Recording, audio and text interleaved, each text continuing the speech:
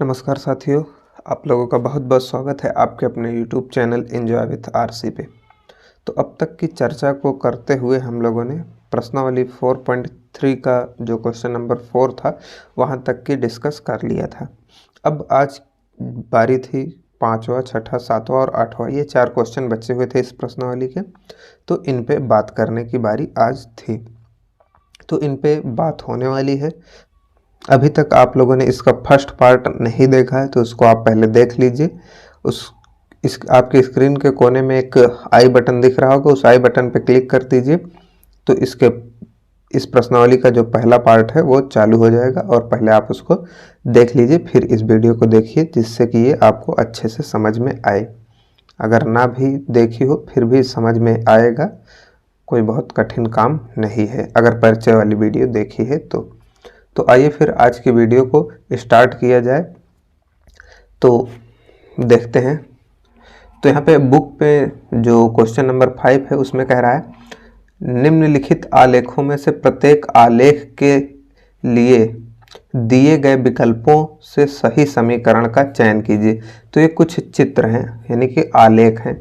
तो ये इन चित्रों को देखते हुए ये जो आकृति 4.6 यानी कि इस वाली आकृति के लिए ये इतने ऑप्शन दिए गए हैं 4, और आकृति 4.7 के लिए ये इतने ऑप्शन दिए गए हैं। अब पिछले वीडियो में हम लोगों ने एक नोट पॉइंट लिखा था, रेखा हो जिसका समीकरण दिया गया हो और वो किसी बिंदु से होकर जा रही है जिस बिंदु का निर्देशांक दिया गया है, तो उस बिंदु का जो भुज है उसे x के स्थान पे और जो कोटि है उसे y के स्थान पर रखने पे वह समीकरण संतुष्ट होना चाहिए। तो अब देखिए ये रेखा इस वाले समीकरण में, इस वाले चित्र में ये रेखा 3 पॉइंट से होकर जा रही है। एक ये -1, एक ये 0, और ये एक 1, -1। तो ये 3 पॉइंट दिए हैं। तो इस चारों समीकरण में से जो इस रेखा का समीकरण होगा वो इन तीनों पॉइंट पे संतुष्ट होना चाहिए। जो भी समीकरण इन तीनों पॉइंट पे संतुष्ट हुआ वही इस रेखा का समीकरण होगा। तो हम लोग मुँह जबानी ही करने की इसको कोशिश करते हैं। तो देखिए सबसे पहले पॉइंट लेते हैं 1, 1। तो -1, 1। तो यहाँ पे देखिए तो -1 इस तरफ रखेंगे x के स्थान पे और 1 को इस तरफ रखेंगे। तो ये -1 = 1 ये इक्वल नहीं होता। तो ये तो बिल्कुल नहीं हो सकता। ये तो एक बिंदु को नहीं सेटिस्फाई, अगर किसी भी बिंदु पे सेटिस्फाई नहीं हुआ तो ये नहीं हो सकता। तो पहला समीकरण नहीं हो सकता। अब आइए दूसरा देखते हैं। तो दूसरा यहाँ पे x के बजाय 1 रखेंगे और x पे -1 रखेंगे, y पे 1। तो ये देखिए 0 हो जा रहा है। तो ये बिंदु पे सेटिस्फाई कर रहा है। अब इसको भी चेक कर लिया जाए 0, 0 पे। तो यहाँ पे 0, 0 अगर रखेंगे हम लोग तो ये भी 0 हो जाएगा और ये भी 0, 0, 0 जोड़कर 0 ही होंगे। तो दूसरे बिंदु पे भी ये संतुष्ट हो रहा है। अब तीसरे पे चेक करें तो x को 1 रखें, y को -1। तो x को 1 रखेंगे, y को -1 घटकर 0 हो जाएगा। तो ये जो समीकरण है ये संतुष्ट हो रहा है। तो दूसरा ऑप्शन सही है। अब चाहे तो और भी चेक कर सकते हैं। तो यहाँ से अगर x की वैल्यू को हम लोग -1 रखते हैं इसमें और y की वैल्यू को +1, तो क्या आएगा इस तरफ से -2 = +1। तो ये भी बराबर नहीं है, ये भी गलत हो जाएगा। और अगर इस पे बात की जाए तो इसमें y के स्थान पे हम लोगों को +1 रखना है और x के स्थान पे -1। तो इस तरफ से -7 आ जाएगा और इस तरफ से जब 1 रखेंगे इस पे तो ये आ जाएगा 3, 2, 5। तो ये भी बराबर नहीं हो रहा है। तो यही अपना ऑप्शन नंबर 2 बराबर हो रहा है। अगर ऐसे ही मुँह ज़बानी अगर आपको ना समझ में आया हो तो कमेंट कीजिएगा, इसको हम लोग सॉल्व करके भी टेलीग्राम पे डाल देंगे, आप उससे समझ लीजिएगा। तो आइए फिर देखते हैं इसका सेकंड चित्र। तो अब देखिए सेकंड चित्र में भी अब इसमें 3 पॉइंट दिए हुए हैं। अब इन तीनों पॉइंट को जो समीकरण संतुष्ट करेगा वही होगा इसका असली समीकरण। तो आइए एक एक को करके देखते हैं। तो पहले इस पॉइंट को लेते हैं -1, 3 और इसको समीकरण ये जो पहला ऑप्शन दिया है इसमें डालकर देखते हैं। तो -1 x के स्थान पर रखेंगे, 3 को y के स्थान पे। तो यहाँ से 3 आएगा और इस तरफ से जब यहाँ पे -1 रखेंगे तो इस 2 में से ये एक घट जाएगा तो 1 बचेगा। तो 3 = 1 बचेगा जो कि बराबर नहीं होता। और इसी प्रकार से अब तो ये तो अपना हट लिया, अब ये तो होगा नहीं। जब एक बिंदु पे नहीं संतुष्ट हुआ, चाहे 2 बिंदुओं पर हो जाए, अगर एक पे नहीं संतुष्ट हुआ तो नहीं होगा। यानी कि वही समीकरण होगा जो तीनों बिंदुओं पे संतुष्ट रहे। तो अब देखते हैं दूसरे ऑप्शन में, तो y equal to x minus two दिया हुआ है दूसरा ऑप्शन। तो पहले बिंदु को देखते हैं चेक करके, तो x पे -1 रखेंगे, तो x पे -1 रखा और ये दोनों जोड़कर -3 हो गए और y बराबर 3। तो यहाँ इस तरफ 3 है और इस तरफ -3 है, तो ये भी नहीं संतुष्ट हुआ। अब देखिए तीसरे समीकरण में रखकर चेक करें, तो x के स्थान पे -1 रखना है, तो इस तरफ -1 रखा, तो ये -1 पहले से है उसको प्लस बना देगा और 2 में जुड़कर 3 हो जाएगा और y बराबर 3। तो इस वाले बिंदु पे तो ये संतुष्ट हो रहा है। तो क्या आगे बिंदुओं पे भी संतुष्ट हो रहा है, चेक कीजिए। अब ये दूसरा बिंदु इसमें दिया है 0,2, तो अब 0,2 को रख के देखते हैं।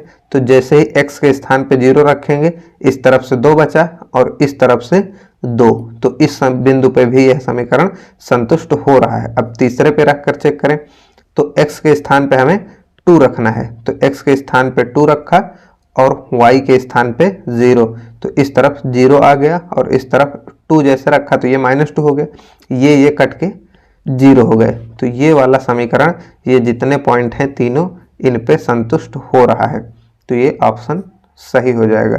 तो अब आइए इसी प्रकार से देखते हैं तीसरा क्या, ये चौथा क्या संतुष्ट होता है। तो यहाँ पे देखिए x के बजाय हमें -1 रखना है, तो x पे हम लोग -1 रखेंगे, तो ये -1 आया, y पे 3 रखेंगे तो 6 हो जाएगा और 6 में से 1 घट जाएगा, तो यहाँ से 5 आएगा और ये 6 इक्वल टू में 6 है, तो ये संतुष्ट नहीं हो रहा है, तो ये ऑप्शन भी गलत हो जाएगा। तो इसमें ये दूसरा ऑप्शन सही है और इस वाले में तीसरा ऑप्शन सही है।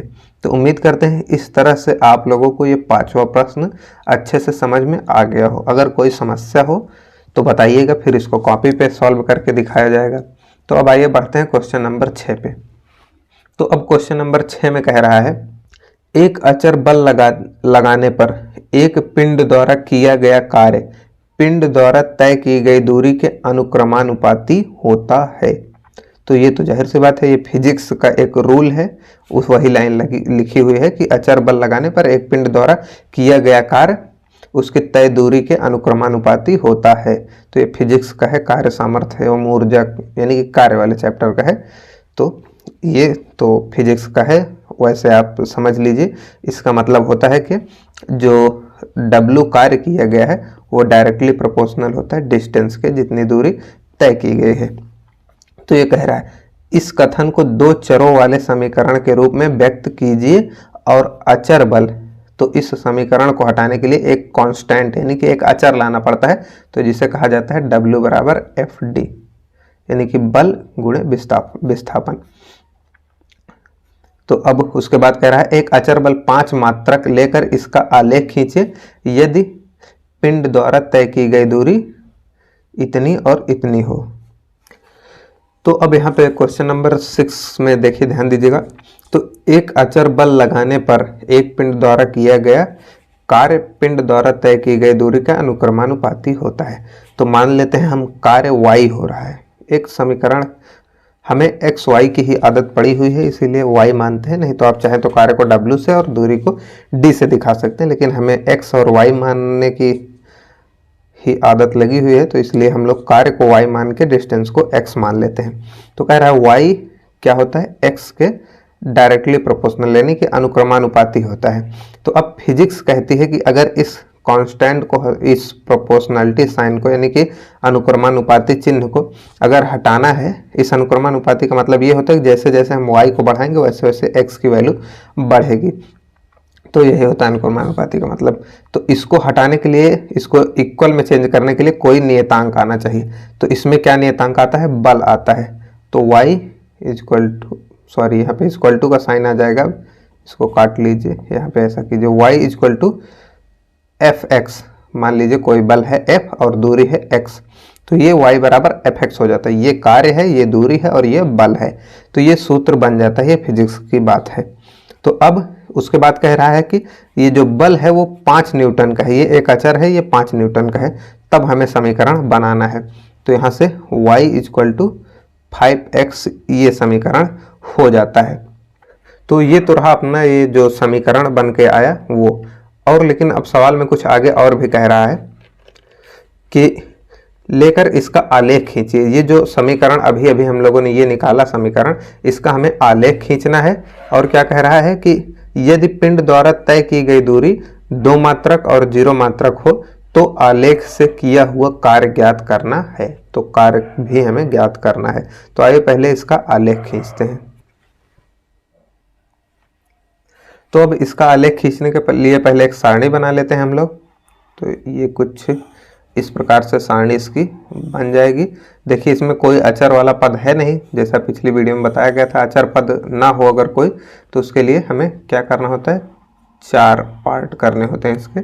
तो यहाँ पे x y होगा, यहाँ पे x को 0 लेंगे, y को 0 लेंगे और x को 1 लेकर चेक करेंगे। तो यहाँ से जब x को 0 डालेंगे हम लोग तो y बराबर 0 मिलेगा, और y को जब 0 लेंगे तो x बराबर भी 0 ही मिलेगा।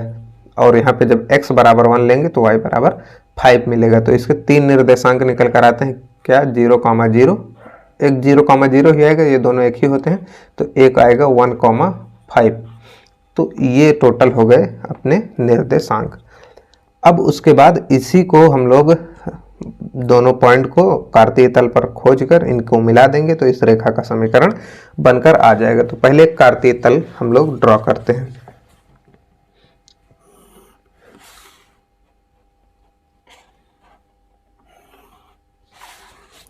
तो कुछ इस तरह से नंबरिंग कर देते हैं। सारे नंबर पॉजिटिव हैं इसलिए पॉजिटिव साइड को करेंगे। ये अपना 0,0 है और ये इस तरफ 1 2 3 4 और ये 5 तक ही है।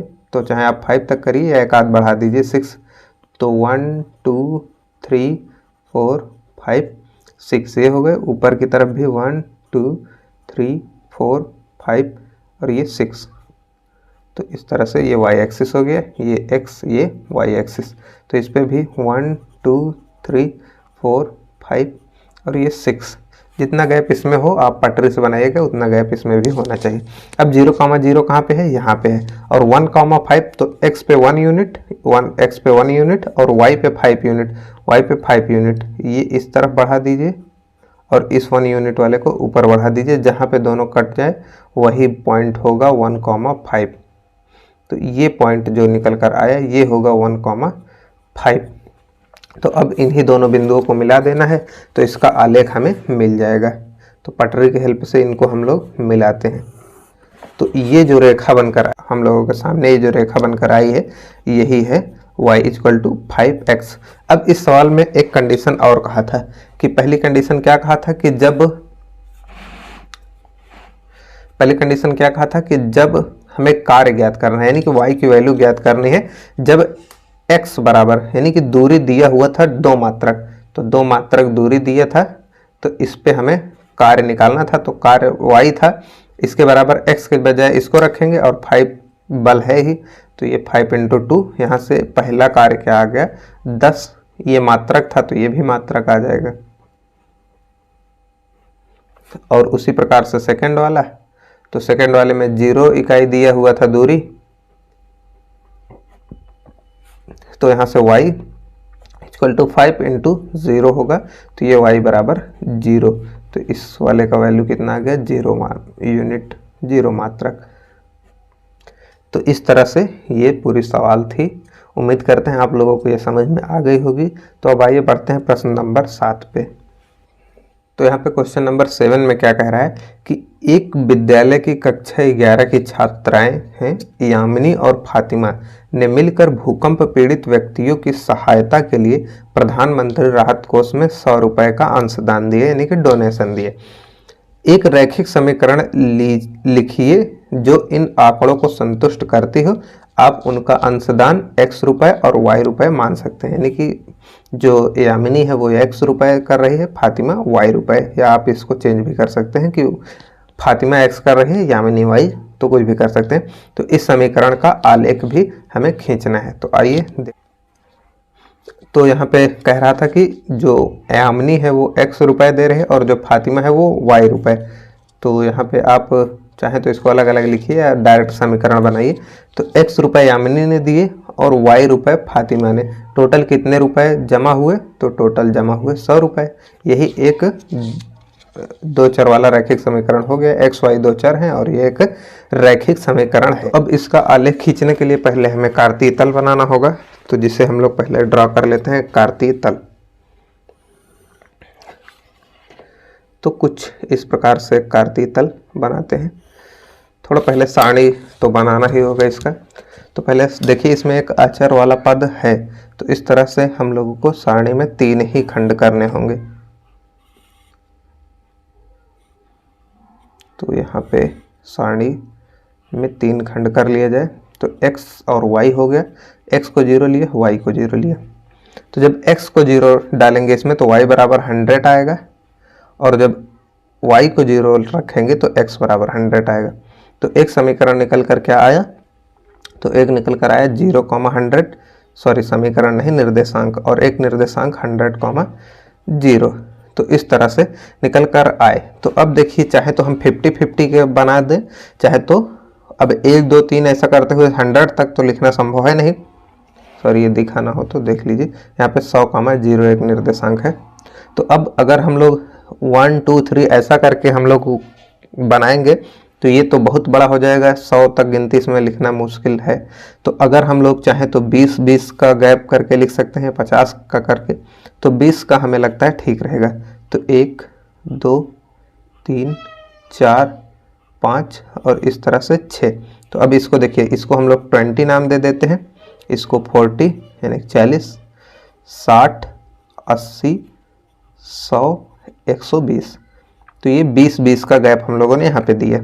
उसी प्रकार से ऊपर भी देते हैं, तो 1 2 3 4 5 और इस तरह से ये 6।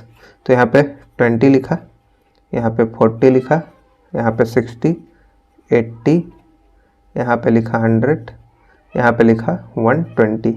तो इस तरह से ये हो जाता है। अब पहले खोजते हैं 0,100 कहाँ होगा। तो 0,100 ये रहा, ए पॉइंट होगा जिसका निर्देशांक 0,100 है।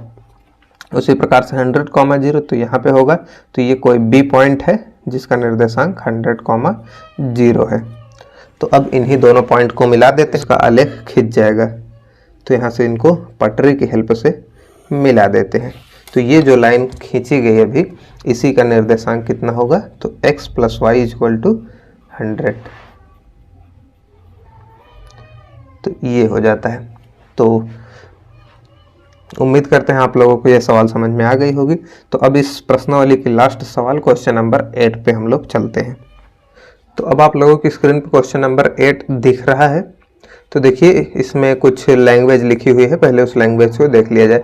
तो क्या कह रहा है कि अमेरिका और कनाडा जैसे देशों में तापमान फ़ारेनहाइट में मापा जाता है, और जबकि भारत देश में तापमान सेल्सियस में मापा जाता है। तो देखिए इसको मापने के 3 पैमाने होते हैं, एक फ़ारेनहाइट पैमाना, एक केल्विन पैमाना और एक डिग्री सेल्सियस पैमाना।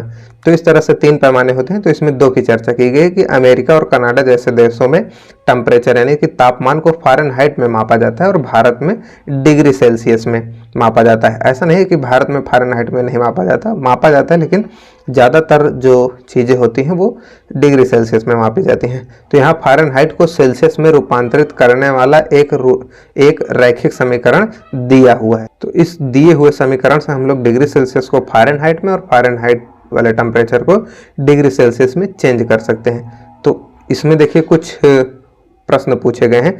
तो सेल्सियस को यदि एक्स अक्ष और फ़ारेनहाइट को वाई अक्ष मानकर ऊपर दिए गए रैखिक समीकरण का आलेख खींचना है।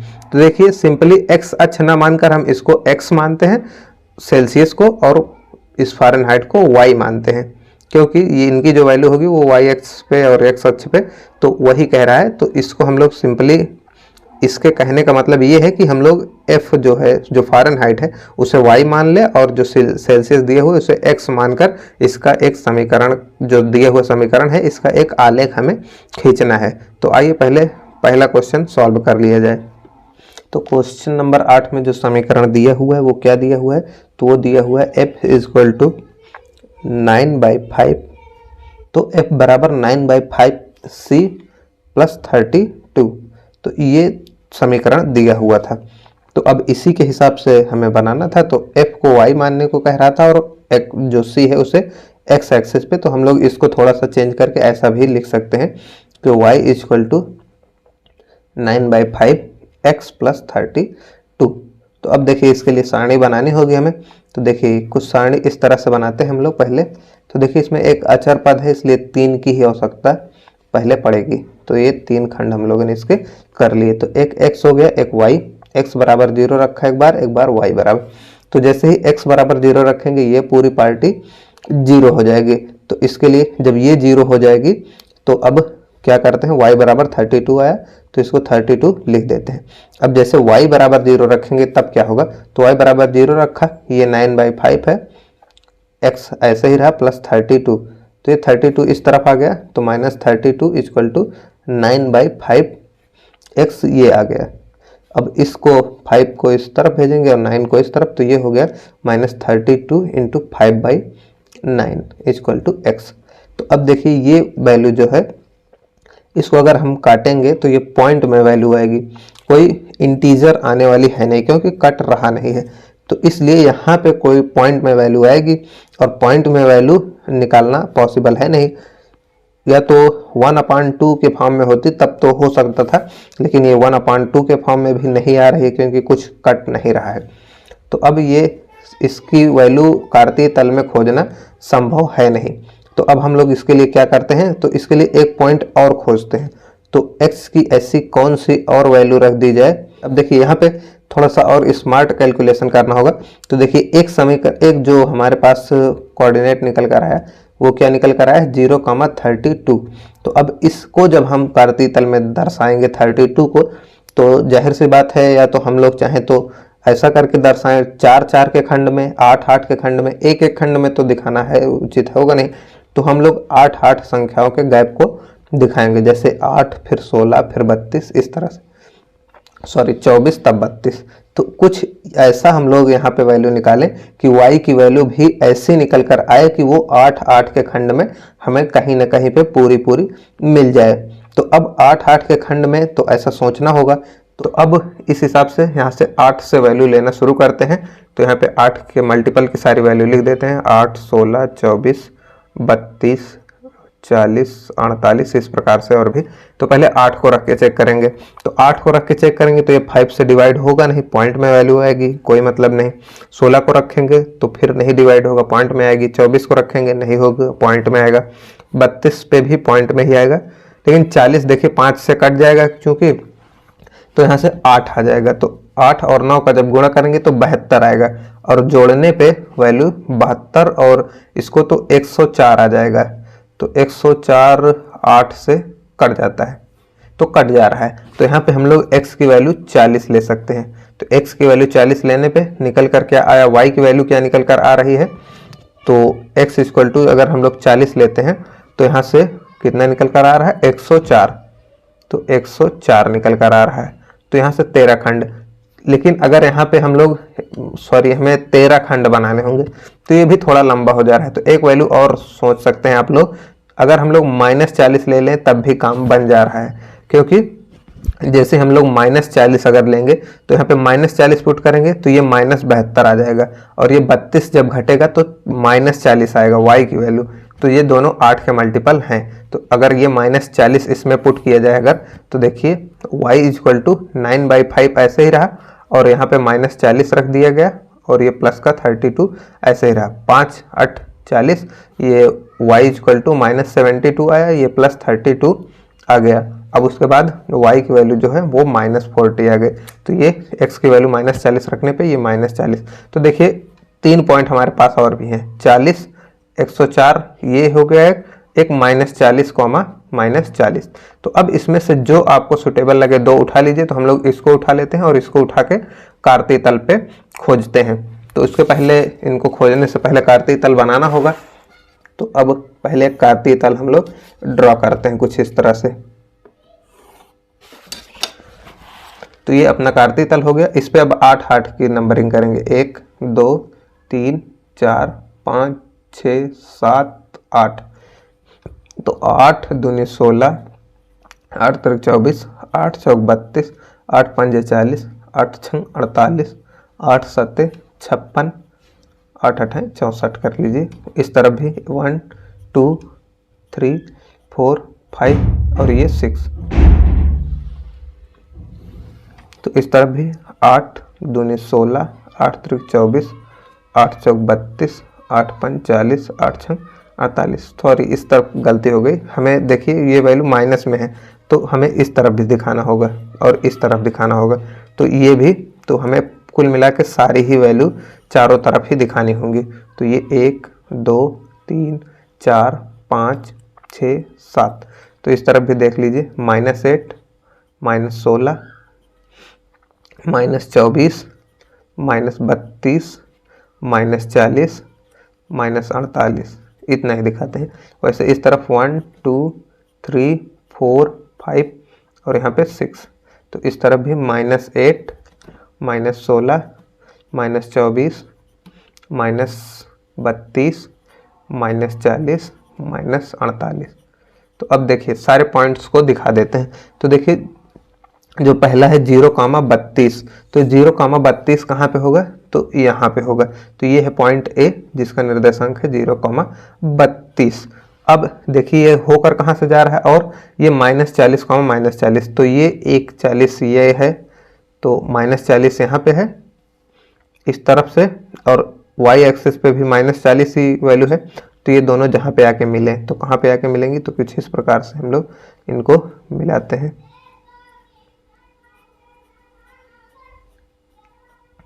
तो यहाँ से, तो ये वाला जो पॉइंट होगा ये कितना होगा? -40, -40, इसको नाम दे देते हैं पॉइंट बी। अब इन्हीं दोनों को हमें मिलाना है, तो आइए इनको मिला देते हैं।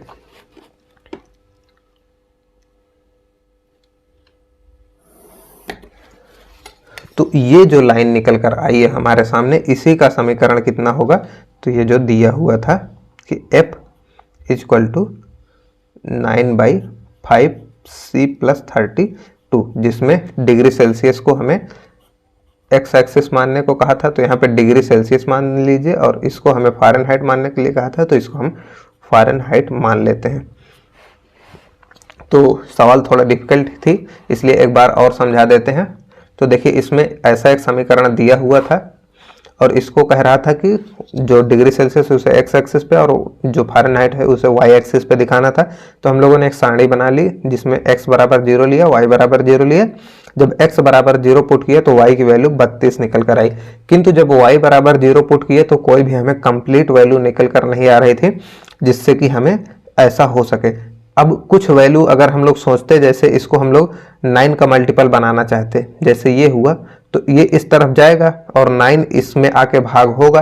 तो अगर इसको हम जोड़ या घटाकर 9 का मल्टीपल बनाते तो बन सकता था, लेकिन वो वैल्यू इसमें दर्शाना संभव नहीं था। तो इसीलिए हमारे पास दो चुनौतियां थी कि ऐसी वैल्यू लेनी थी जो इस समीकरण को भी संतुष्ट कर दे और इसमें भी फिट हो जाए। तो हमारे पास दो वैल्यूज निकल कर आ रही थी कि या तो हम लोग यानी कि 40 ही कट रहा था, तो हम लोग 40 लेते पॉजिटिव का और 104 को लेते, या निगेटिव का 40 लेते तो हमें निगेटिव का 40 लेना पड़ता। तो ये दोनों वैल्यू छोटी थी, दिखाना आसान था, इसलिए हम लोगों ने इसको प्रेफर किया और इसको लिया और इस दिए हुए कार्तीय तल में इसको दिखाया। फिर उसके बाद ये जो दोनों वैल्यू थी उसके उनको खोजा और मीट करा दिया और ये नंबर लाइन हमें प्राप्त हो गई। तो इस प्रकार से ये सवाल 8वीं का जो फर्स्ट पार्ट था अभी वही कंप्लीट हुआ है। इसके भी कुछ और पार्ट हैं, तो आइए उन पे भी चर्चा की जाए। तो अब इसका सेकंड पार्ट कह रहा है कि यदि तापमान 30 डिग्री सेल्सियस है तो फ़ारेनहाइट में तापमान क्या होगा। यानी 30 डिग्री सेल्सियस को हमें सिंपली फ़ारेनहाइट में बदलना है इस समीकरण के हिसाब से। तो सिंपली क्या करते हैं, जो 30 डिग्री सेल्सियस दिए उसे डिग्री सेल्सियस के स्थान पर रख देंगे, जो वैल्यू फ़ारेनहाइट में निकल कर आएगी वही हो जाएगी। तो आइए इसको रख कर चेक करते हैं। तो यहाँ पे सिंपली 30 डिग्री सेल्सियस एक टेम्परेचर दिया हुआ है, इसे हम लोगों को फ़ारेनहाइट में चेंज कर रहे हैं। तो फ़ारेनहाइट का फार्मूला क्या था, 9/5C + 32। तो C के स्थान पे हम लोग 30 डिग्री रखेंगे यानी 30 रखेंगे। तो अब F ऐसे ही रहा, 9/5 भी ऐसे ही रहा और C के स्थान पे 30 रख दिया और यहाँ से +32 रख दिया। 5 से इसको काटेंगे 6 बार जाएगा, तो ये हो जाएगा F = 9 और 6 का गुणा तो 54 हो जाएगा और ये प्लस का 32 है ही। अब इन दोनों को जोड़ देते हैं, तो जोड़ने पे कितना आया, 4 2 6 ये आ गया, 5 3 8, तो ये 86 फ़ारेनहाइट इसकी वैल्यू आ गई। यानी कि फ़ारेनहाइट में जो इसकी वैल्यू आई वो 86 फ़ारेनहाइट। आप इस तरफ मत लगाइए, 86 फ़ारेनहाइट इंग्लिश में लिख दीजिए, मतलब हिंदी में लिखिए फ़ारेनहाइट। तो ये हो जाता है दूसरा पार्ट। इसी प्रकार से आइए तीसरा पार्ट देखते हैं क्या कह रहा है। तो 8वें प्रश्न के जो पार्ट नंबर 3 में था, तो इसमें 95 फ़ारेनहाइट दिया हुआ था, फ़ारेनहाइट का मान, और इसे डिग्री सेल्सियस में चेंज करना था। तो देखिए फ़ारेनहाइट के जगह पे हम लोग 95 रख देते हैं। फार्मूला क्या था, F बराबर 9/5 इंटू सी प्लस 32, ये फार्मूला था। तो यहाँ पे रख देते हैं F के स्थान पे 95 और इस तरफ से 9/5 प्लस सी, सॉरी इंटू सी प्लस 32। अब ये 32 इस तरफ आके माइनस हो जाएगा, तो इस तरफ से 95 माइनस 32 ये हो गया, और इस तरफ से बचा 9/5 इंटू सी। तो अब ये घटेगा तो 5 में से 2 जाएगा, 3 आएगा और 63, इस तरफ से 9/5 सी।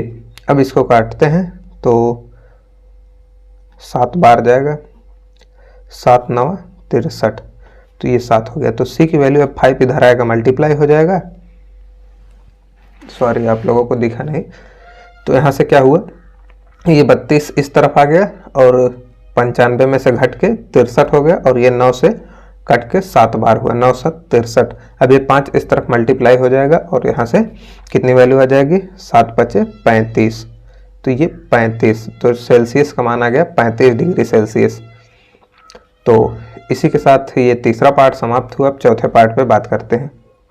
तो अब चौथे पार्ट में कह रहा है कि यदि तापमान 0 डिग्री सेल्सियस हो तो फ़ारेनहाइट में तापमान क्या होगा, और यदि तापमान 0 फ़ारेनहाइट हो तो सेल्सियस में तापमान क्या होगा। तो बेसिकली इस चौथे खंड में भी 2 खंड हैं, जिसमें एक कहा है कि 0 डिग्री सेल्सियस को फ़ारेनहाइट में बदलना है और 0 डिग्री फ़ारेनहाइट को डिग्री सेल्सियस में बदलना है। तो आइए बारी बारी से दोनों को बदला जाए। तो अब पहले 0 फ़ारेनहाइट को हम लोग चेंज करते हैं डिग्री सेल्सियस में। तो यहाँ पे 0 डिग्री फ़ारेनहाइट था तो कुछ डिग्री सेल्सियस आएगा। तो आइए इसको फार्मूले में रखते हैं। तो देखिए 0 फ़ारेनहाइट है, उसे डिग्री सेल्सियस में, तो यानी कि फ़ारेनहाइट सूत्र पहले क्या था, सूत्र था F बराबर 9/5 C प्लस 32। तो इसमें फ़ारेनहाइट की वैल्यू 0 दिया है तो इसको 0 रखते हैं। इस तरफ से आया 9/5 प्लस 32, तो ये यहाँ पे सॉरी डिग्री सेल्सियस है तो ऐसे रहेगा। तो इस तरफ से 32 को इस तरफ भेजते हैं तो माइनस 32 ये हो गया, और यहाँ से इस तरफ क्या बचा 9/5 इंटू सी। अब ये इस तरफ आएगा तो पलट जाएगा, तो ये कुछ आ गया -30/2 इंटू 5/9 डिग्री सेल्सियस, यानी कि इस तरफ सेल्सियस बचा। अब इसको थोड़ा सा पलट लेते हैं तो सी बराबर कितना बचा, तो 32 और 5 का जब मल्टीप्लाई करेंगे तो 160 आएगा, और यहाँ से बटे में 9, तो ये माइनस में आएगा।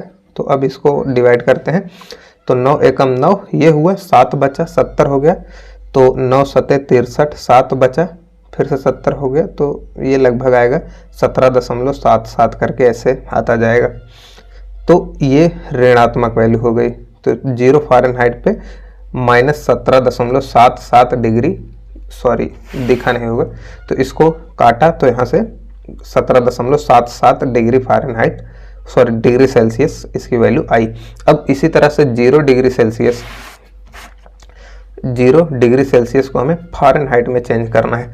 तो फार्मूला पहले क्या होता है, तो फार्मूला होता है F बराबर 9/5 इंटू सी प्लस 32। तो सी की वैल्यू को 0 रखना है, तो F बराबर 9/5 ऐसे ही रहा, इंटू 0 ये हो गया प्लस 32। अब ये पूरी पार्टी 0 हो गई, F बराबर 32 बचा। तो यहाँ पे F बराबर यानी कि 1 फ़ारेनहाइट में 32 डिग्री सेल्सियस होता है, यानी कि 0 डिग्री, सॉरी गलती से निकल गया, तो 0 डिग्री सेल्सियस पे 32 फ़ारेनहाइट होता है। तो इस तरह से इसके दोनों पार्ट सॉल्व हो गए हैं। तो अब आइए इस 8वें प्रश्न का 5वां पार्ट सॉल्व करते हैं। तो अब यहाँ से 5वें पार्ट में कह रहा है क्या ऐसा भी कोई तापमान है जो फ़ारेनहाइट और डिग्री सेल्सियस यानी कि सेल्सियस दोनों के लिए संख्यात्मक मान समान है? यदि हाँ तो उसे ज्ञात कीजिए। तो आइए देखते हैं। तो अब इसमें कह रहा है कि जिस पे फ़ारेनहाइट डिग्री सेल्सियस के बराबर हो जाए ऐसा टेम्परेचर हमें बताना है। तो पहले फार्मूला क्या होता है, F बराबर 9/5 इंटू C प्लस 32, ये समीकरण दिया हुआ है। अब इसमें फ़ारेनहाइट और डिग्री सेल्सियस अगर समान हो तो वो वैल्यू क्या होगी? तो आप चाहे तो फ़ारेनहाइट की जगह पे डिग्री सेल्सियस रख के वो वैल्यू निकाल लीजिए या डिग्री सेल्सियस की जगह पे फ़ारेनहाइट रख कर वैल्यू निकाल लीजिए। तो आइए देखते हैं, फ़ारेनहाइट को ही डिग्री सेल्सियस के जगह पे रख देते हैं। तो ये फ़ारेनहाइट ऐसे ही रहा, 9/5 फ़ारेनहाइट ये हो गया प्लस 32 ये हो गया। अब ये दोनों एक ही जाति के हैं तो इनको इस तरफ लाते हैं। तो F माइनस 9/5 इंटू F बराबर 32। अब ये 5 इधर आया तो 5F माइनस 9F अपान में 5 इस तरफ से 32। तो ये जब घटेगा तो -4F ये बचा और इस तरफ से इस 5 ये यहाँ पे आके मल्टीप्लाई हो जाएगा तो 160। अब उसके बाद 4 उस तरफ जाएगा तो डिवाइड होगा तो F बराबर, ये माइनस भी उस तरफ चला जाएगा तो F बराबर कितना आ गया, माइनस का ये 4 चौको 16 माइनस 40 डिग्री पे जो फ़ारेनहाइट की वैल्यू 40 है तो 40 फ़ारेनहाइट का ही है, 40 डिग्री सेल्सियस पे दोनों आपस में बराबर होते हैं। तो यही था इसका 5वें पार्ट का सॉल्यूशन। तो इसी के साथ ये प्रश्न नंबर 8 और ये प्रश्नावली दोनों समाप्त हो जाते हैं। तो उम्मीद करते हैं आपको सभी वीडियो अच्छे से समझ में आए होंगे। अगर कोई गलती रह गई हो या कोई डाउट रह गया हो तो कमेंट कीजिएगा या टेलीग्राम पे आप उसको पूछ सकते हैं। और अभी तक आप लोगों ने टेलीग्राम चैनल नहीं ज्वाइन किया है तो टेलीग्राम पे जाकर एंजॉय विथ आरसी सर्च कीजिए, आपको टेलीग्राम चैनल मिल जाएगा और आप उसको ज्वाइन कर लीजिए। आप उस पर सवालें पूछ सकते हैं। तो इस वीडियो में इतना ही रखते हैं। अब 4.4 को नेक्स्ट वीडियो में चर्चा करेंगे हम लोग। तो मिलते हैं फिर नेक्स्ट वीडियो में, तब तक के लिए जय हिंद।